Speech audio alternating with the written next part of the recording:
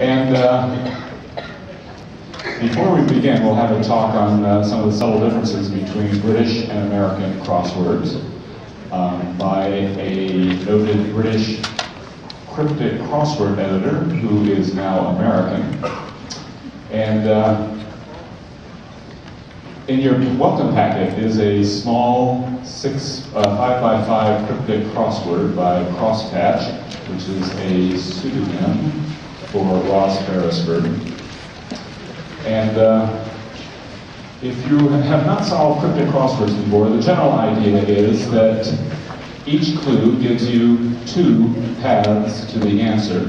You'll find on one end or the other, either at the start or the end, typically, a straight clue for the answer, a definition or a direct hint to the answer, and the other half will give you wordplay with an anagram, a homophone, could be a charade, could be other sorts of wordplay. That's the idea of cryptic clues. Cryptic clues started in Britain in the late 1920s and 30s, and I'd say the rules became standardized by the 1940s and 50s. And then the cryptic crossword came back to the United States. The first regular one was in The Nation magazine starting in 1943. Stephen Sondheim adopted modern square dealing standards for New York magazine in 1968, and cryptics are now moderately popular here among elite solvers. So that's the general idea for cryptic crosswords, and to explain some of the differences between British and American crosswords is Ross Beresford.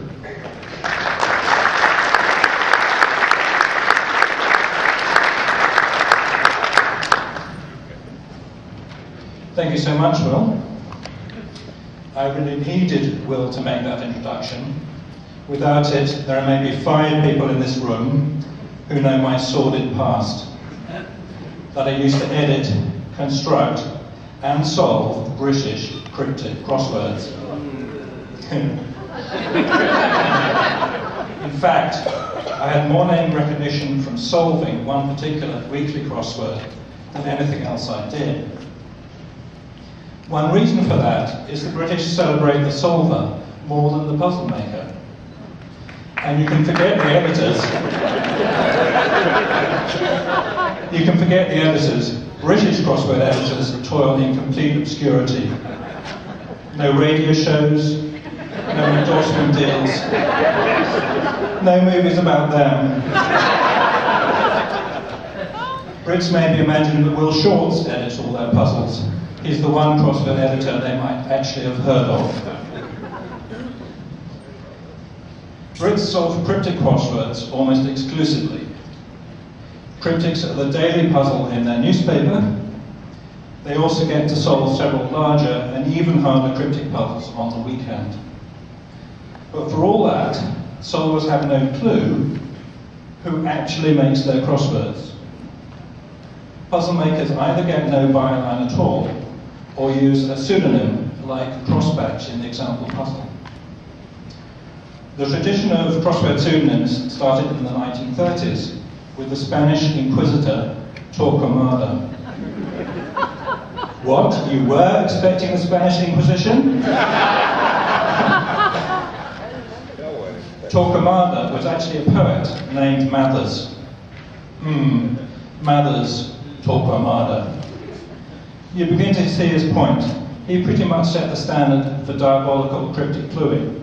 But would anyone have been scared to see a puzzle from Edward Mathers? Since Torquemada's time, Brits have been tortured by the likes of Sabre, Machiavelli, Scorpion, and Beelzebub. Tonight's British puzzle maker is Don Manley. He has a more quixotic persona, using pseudonyms like Duck and Giovanni. See if you can work out why that should be. With all those puzzles and all those puzzle makers, British cryptics have more variation in clue style than you guys face in America. Contrary to what Will said, it's not just one definition and some wordplay. You can have a twisted definition clue, like one across in the boot camp puzzle you have in your folder. Now, if you haven't already found it, it was on the left-hand side of my folder under the contestant labels. Seeing red at 1 across gives you owing. It's a clue you might see in the New York Times puzzle on a Friday or Saturday, right? That type of misdirection is much harder to deal with in a British cryptic because it could be another style of clue altogether. Brits are pretty libertarian about clue styles, which means even figuring out what you're looking at is half the challenge. I've included some typically British trickiness in this puzzle. In 4 across, you need to abbreviate Illinois before anagramming it with the other letters. 5 across has 3 definitions, no wordplay. 2 down requires you to fill in the blank with the appropriate pun. And 3 down plays around with word breaks to disguise an element of the wordplay. All these tricks are permitted in the UK and don't get used here, to my knowledge.